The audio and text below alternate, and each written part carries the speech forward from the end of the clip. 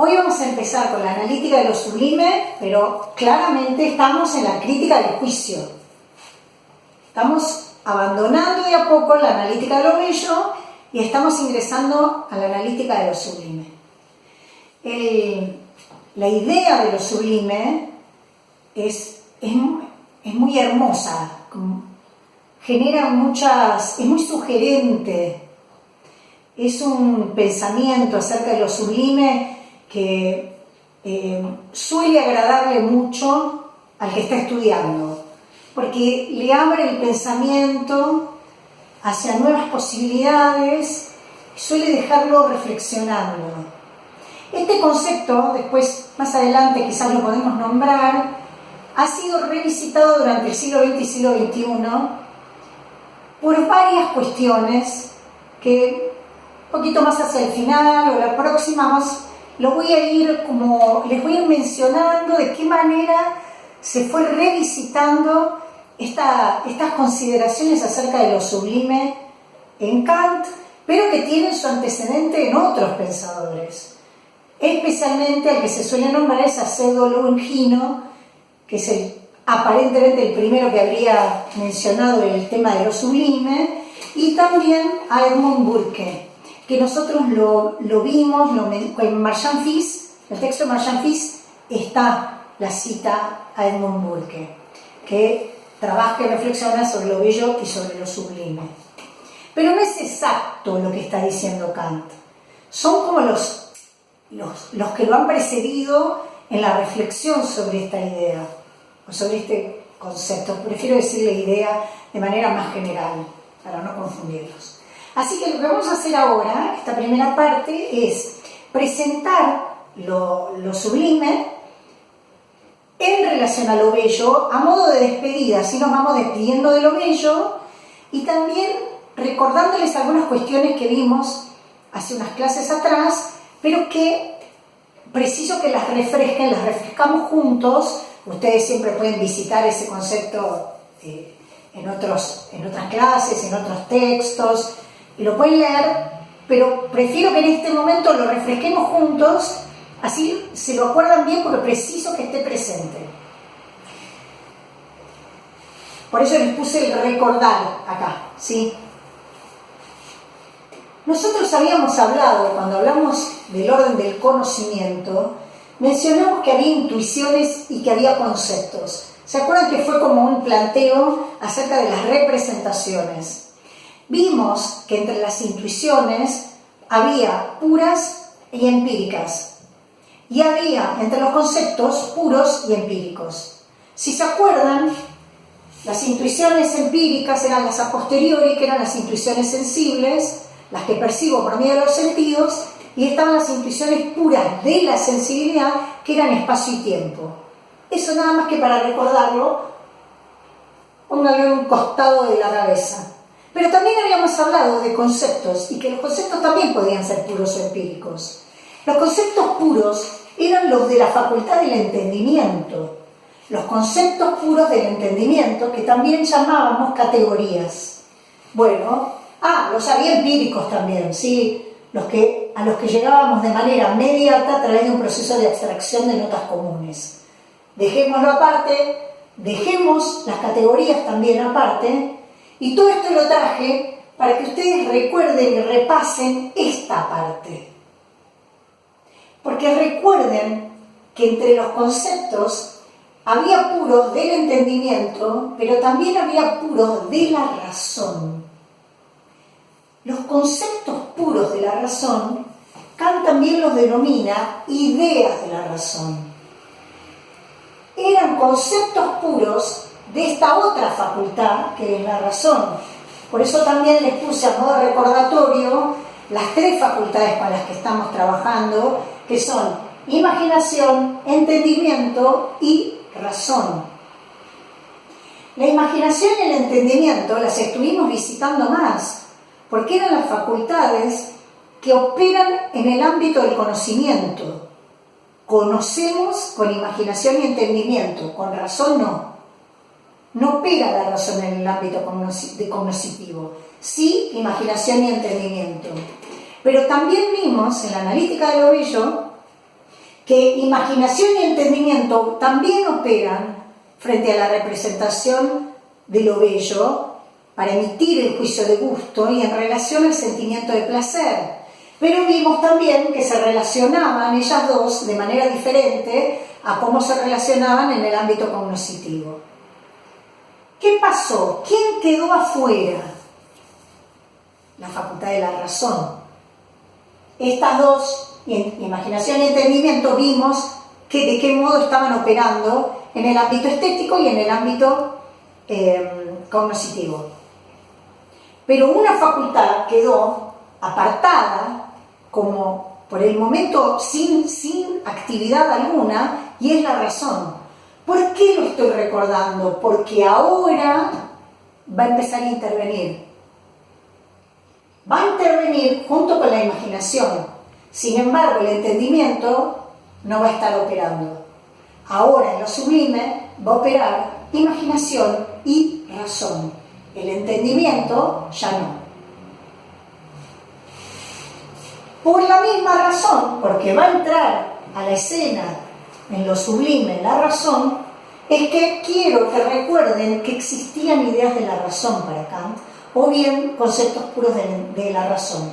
Esas ideas de la razón, si se acuerdan, eran, por ejemplo, los temas tradicionales de la metafísica como alma, mundo y Dios, y se trataba para Kant justamente de conceptos no cognoscibles, conceptos puros de la razón, no cognoscibles, pero sí pensables. ¿Se acuerdan? ¿Se acuerdan que decía que justamente conocer era pensamiento más un contenido? Ese contenido iba a ser el empírico. Entonces podías pensar con datos de la sensibilidad, datos sensibles, con percepciones o intuiciones empíricas, intuiciones sensibles, más pensamiento, posibilitan conocer. Pero el problema era que de alma, mundo y de Dios, yo no tengo la intuición empírica. Como no la tengo, ese pensamiento quedaría, entre comillas, podríamos decir vacío, porque queda sin contenido. Sin embargo, es lo que decía Kant, no es que Dios no existe, es que es incognoscible. Pero yo no puedo conocerlo, pero dice, nada me impide pensarlo. Quiere decir que la razón está operando con la posibilidad de pensar lo que no se puede conocer. Dejo planteado, porque lo quería traer y refrescar en la memoria, para que entonces ahora esté más articulado lo que va a pensar en torno a lo sublime. A modo de despedida de lo bello, entonces, les preparo como una especie de esquema. Es muy esquemático, pero es contundente, ¿sí? Al tener claro eso, ya podemos empezar a profundizar. Lo bello es diferente de lo sublime. Si algo se le opone a lo bello, es lo sublime, no lo feo. Lo que se opone a lo bello es lo sublime. Lo bello, vimos, que es un sentimiento estético. Refiere a un sentimiento estético, pero lo sublime también. Por eso está dentro de la crítica del juicio. Lo bello es un sentimiento estético de la forma. El tulipán es una forma finita, no se desmesura. Una rosa, lo mismo. Entonces, es sentimiento estético de la forma, de lo finito. Lo sublime es sentimiento estético de lo informe, de lo infinito. Noten que ese posible recorte, ayúdense con el colibrí o el tulipán como ejemplos, eso tiene un recorte, hay una forma determinada y esa forma es finita. El problema acá, en lo sublime, es que empieza a aparecer lo infinito, lo informe. Lo bello se podría referir y se podría identificar con cierta acomodación de la experiencia. Porque como está dentro de lo finito, es como si estuviera acomodado en la experiencia finita, en las representaciones finitas. Por el contrario, lo sublime no va a ser una acomodación, sino que va a estar en una instancia de superación de la experiencia, porque nos representamos la infinitud de lo absoluto. Por eso precisaba que lo piensen y que vayan identificando el rol y la operación que hace la razón. Lo bello es un sentimiento del libre juego de la imaginación y el entendimiento. Es lo que estuvimos viendo acá. Lo sublime, en cambio, es un sentimiento del libre juego entre imaginación y razón. Por lo tanto, como les dije antes, el entendimiento en lo sublime no está operando. Eso significa que entonces la facultad de las categorías, la facultad de los conceptos puros no está operando. Y tampoco está operando el entendimiento como facultad que impone ciertas reglas. Porque acuérdense que como operaba en libre juego, ya no operaba con conceptos, sino que imponía cierto orden, cierta regularidad el entendimiento. Ya que no podía operar con conceptos como lo hacía en el ámbito del conocimiento, ahora está operando imponiendo ciertas reglas. Por eso venía también lo del juego. Había un diálogo entre entendimiento y juego ahí.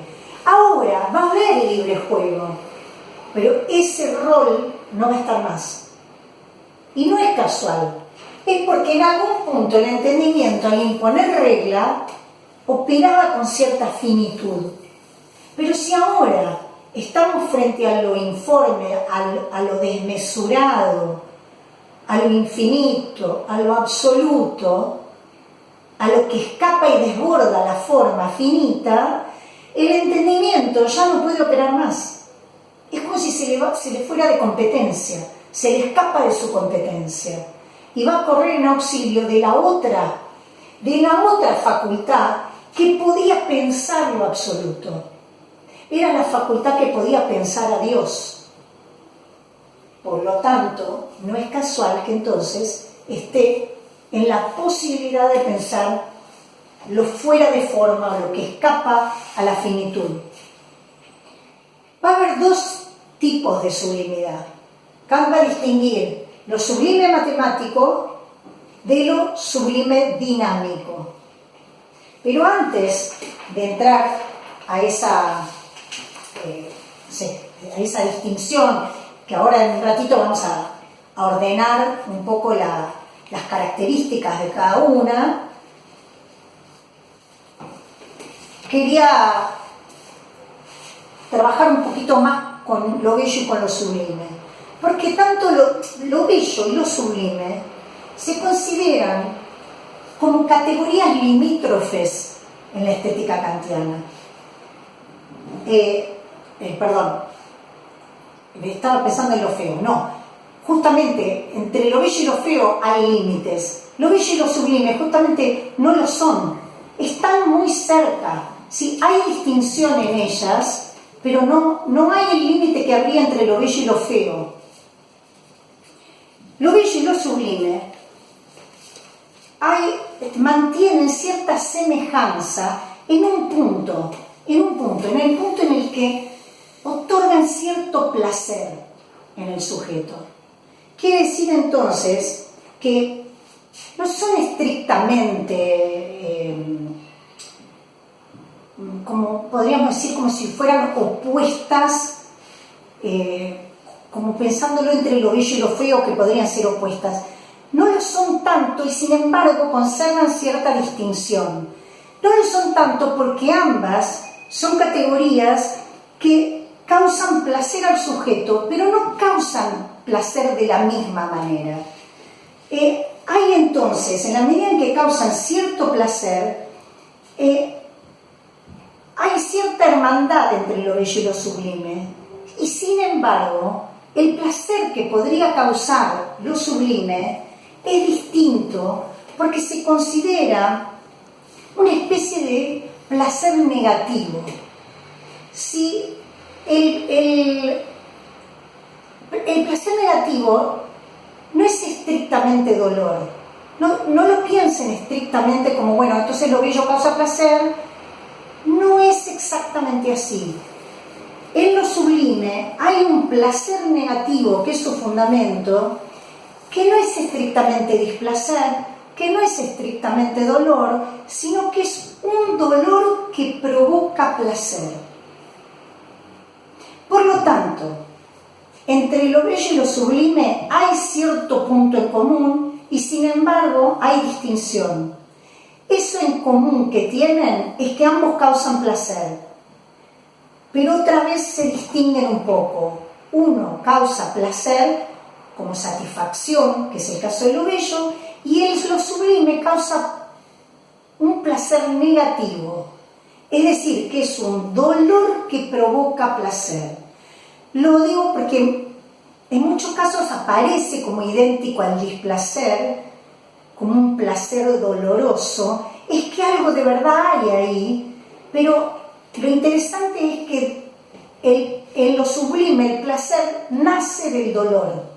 No es que esté imbricado, sino que es un placer que emerge del dolor. En el fenómeno de lo sublime va a predominar la cantidad. La cantidad, ¿se acuerdan que el segundo momento de la analítica de lo bello eran los juicios de gusto según la cantidad, ¿verdad? Y trabajábamos la universalidad subjetiva. Bueno, lo que en el fenómeno de lo sublime, lo que va a predominar es la cantidad antes que la cualidad. La cualidad era el primer momento. Bueno, ahora lo que en la analítica de lo bello estaba relacionado más con la cualidad, porque estaba el carácter desinteresado, era profundamente estudiado el desinterés, ¿sí?, que tenía que ver con la ausencia de conceptos en el placer. Bueno, ahora en lo sublime, si uno tuviera que referir qué orden o qué eje se profundiza más y lo caracteriza más, va a ser el de la cantidad, va a estar relacionado con la cantidad. Habría que hacer una distinción entre lo sublime y lo terrible. Lo terrible es lo que causa miedo. Por momentos está muy cercano a la sublimidad.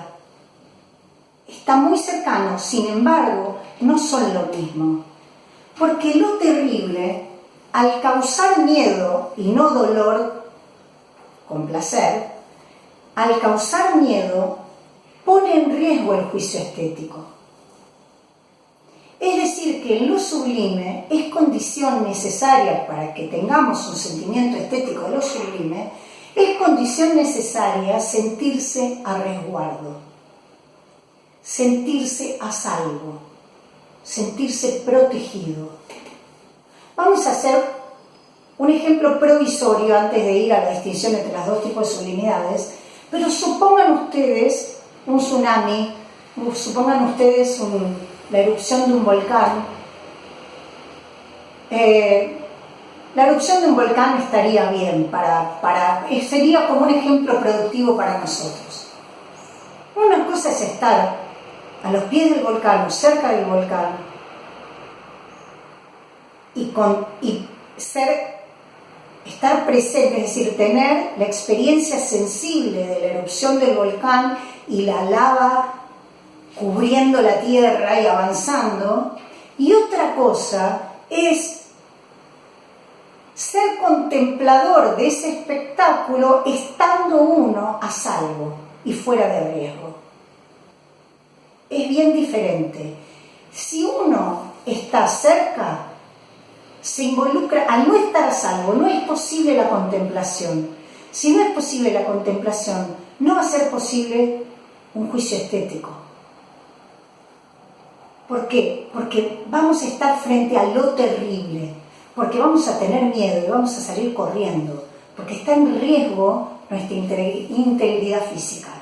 Por el contrario, la vista lejana y a resguardo de semejante espectáculo puede provocar un sentimiento estético y podemos contemplarlo.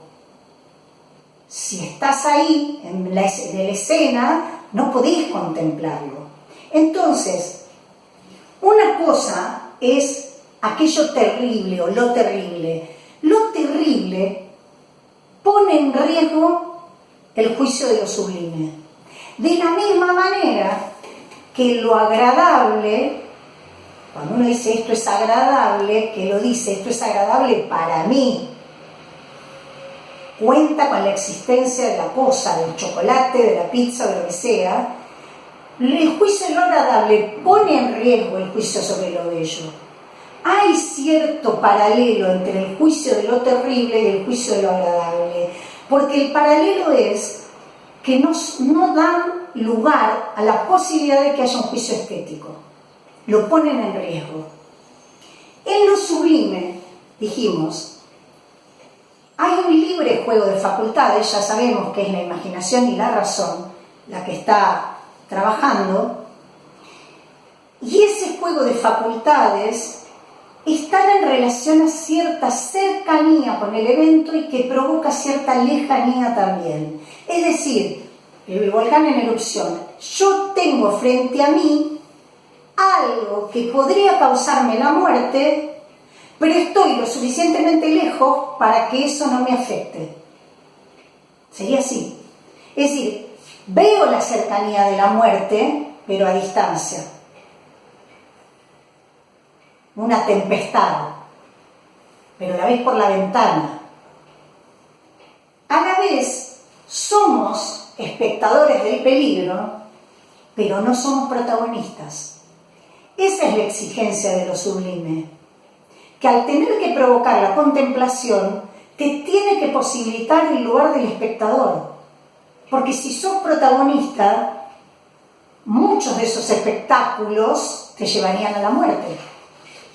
Entonces, hay cierta emoción propia de lo sublime que vamos a ver que está en relación al desbordamiento de las facultades.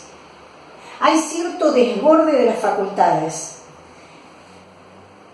El desborde está en relación a que la imaginación ya no puede ensancharse más como para que yo pueda percibir lo que tengo delante. La desborda a la imaginación.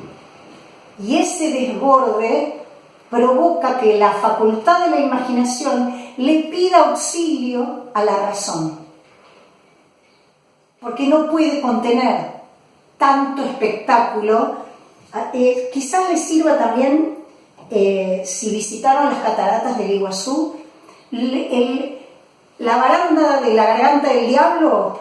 Si están en la garganta del diablo y se asoman, nos sentimos seguros, nos sentimos a resguardo, si no, no seríamos espectadores, estaríamos corriendo, si no.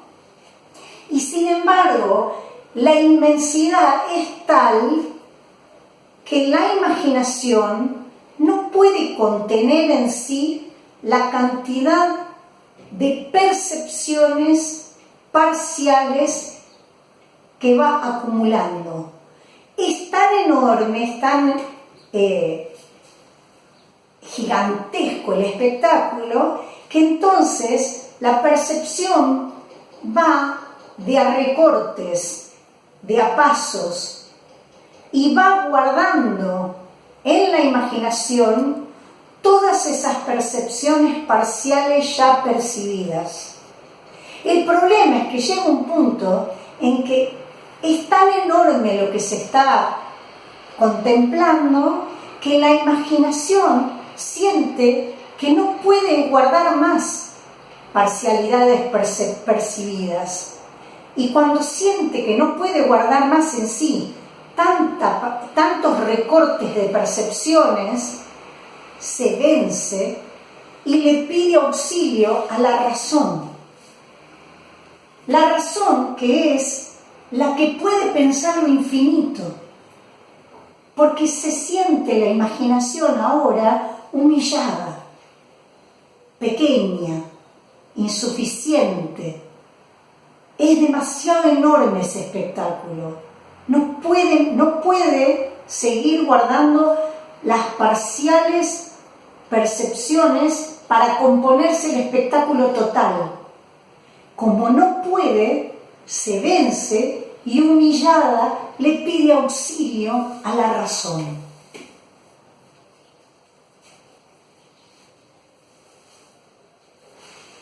Lo bello, en algún punto, era más lúdico. En algún punto el juego entre imaginación y razón apela a cierta seriedad. Ya no es tanto un juego. Como el entendimiento ya no está operando, ya no hay un concepto indeterminado al que apelar, tampoco hay reglas. Ahora lo que hay es una relación entre la imaginación y la razón. La razón, que tienen que recordar que era la facultad que podía pensar las ideas de la razón, es decir, los conceptos puros de la razón. Entonces ahora la imaginación va a ser la que va a relacionar la representación de lo que contemplo, la representación que yo tengo, con una idea. El placer que se experimenta frente a la representación de lo sublime, entonces, decíamos, es un placer negativo. Entonces, habría que hacer una distinción entre lo que sucedía en el tercero y cuarto momento de la analítica de lo bello y entre lo que sucede en el primero y segundo momento. ¿Por qué? Porque en el tercero y el cuarto momento, recuerden que el tercero enunciaba la finalidad sin fin, que la belleza es finalidad sin fin. El cuarto momento enunciaba el sensus communis, la necesidad ejemplar también. Bueno, lo sublime y lo bello en el tercer y cuarto momento son bastante similares. La gran diferencia ocurre con el primero y el segundo momento. Porque en lo sublime hay un predominio del segundo momento, en el momento de la cantidad. ¿Por qué? Por la desmesura. Y en cambio en lo bello hay un predominio del primer momento. Lo que, si pudiéramos seguir haciendo cierta relación, podríamos decir que lo sublime sigue dialogando con lo bello porque sigue planteando el orden estético en relación a la belleza de la naturaleza. En eso sigue habiendo un diálogo porque hay un privilegio de lo bello natural.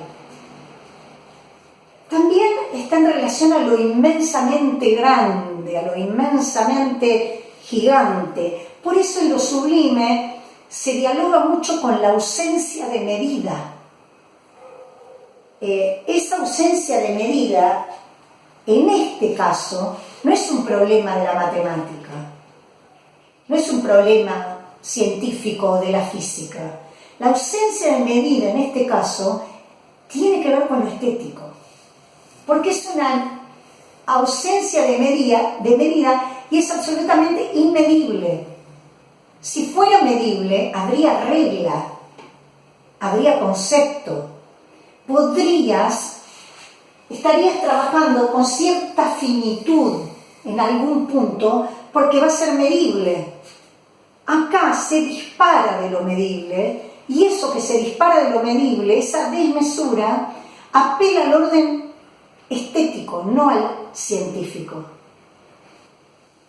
Lo sublime, entonces, se va a presentar como algo que no es un objeto.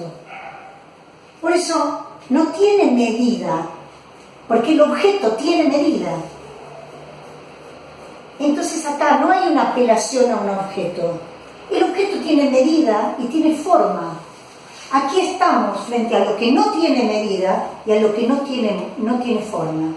Por eso el juicio de lo sublime es un juicio puro, es un juicio contemplativo, es un juicio que requiere distancia, es un juicio que está movido no por el encanto de la forma, eso era lo bello, porque acá no hay organicidad, como se planteaba en el tercer momento de la analítica de lo bello. No hay organicidad. Aquí lo que hay es desmesura. Y esa desmesura no es de la naturaleza, es de la representación estética que el sujeto se hace de la naturaleza y que está en relación a las facultades que intervienen. Entonces, la naturaleza es objeto de la ciencia, pero la naturaleza también puede ser motivo de experiencia estética. Se puede estudiar la naturaleza con conceptos y con una mirada científica, pero la naturaleza también puede ser motivo de una experiencia estética. Por lo tanto, vamos a ver que hay dos modos de representación estética de la naturaleza como naturaleza desbordada y desatada. Una forma va a ser la matemática, pero en un punto es la que va a ser infinita, porque sabemos que el en sí no va a ser cognoscible, y porque estamos en un ámbito estético, no de conocimiento, y va a haber otra forma de representación estética de la naturaleza, que va a ser la dinámica, que va a tener relación con lo todopoderosa de la naturaleza, con la representación de una naturaleza todopoderosa.